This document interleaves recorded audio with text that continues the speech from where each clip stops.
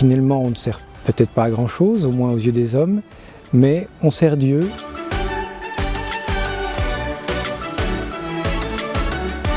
La vocation d'un moine, c'est déjà tout un continent, mais au départ, on a toujours identifié dans la vie religieuse un peu deux pôles.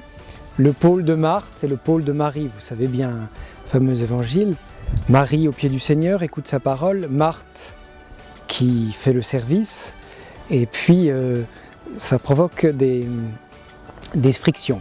On est à la fois tous un peu Marthe et Marie.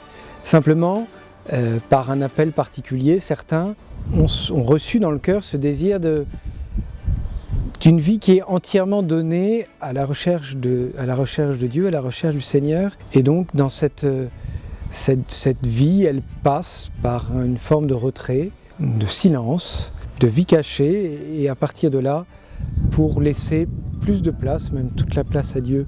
Et c'est d'abord ça, la vie contemplative. Cette mise à l'écart, quand le Seigneur, dans l'Évangile, dit à ses disciples « Venez, retirons-nous à l'écart pour être avec Jésus », tout simplement. Et on ne fait rien.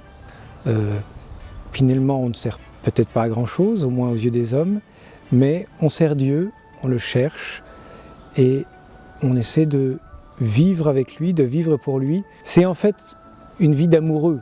Vous savez bien, on dit les amoureux sont seuls au monde. Eh bien, les moines qui sont très amoureux sont seuls avec Dieu. C'est aussi simple que ça.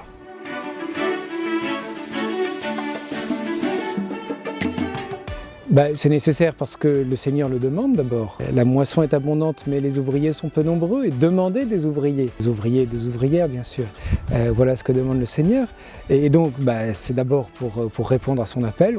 C'est aussi simple que ça. À vrai dire, il n'y a pas besoin d'en dire plus. C'est bien justement pour que ça ait ça ait un impact sur notre vie, qu'il y ait un signe. Ce signe, c'est le signe du pèlerinage. On se déplace, on marche ensemble, on prie ensemble. Et là aussi, le Seigneur dit que il écoute plus la prière de ceux qui sont réunis pour prier en son nom, plutôt que celui qui prie tout seul. Nous qui prions tout seul, on se dit peut-être qu'on n'est pas forcément les plus écoutés, j'en sais rien. On est quand même rassemblés à partir du moment où on a justement ce désir de faire vivre l'Église par notre vie.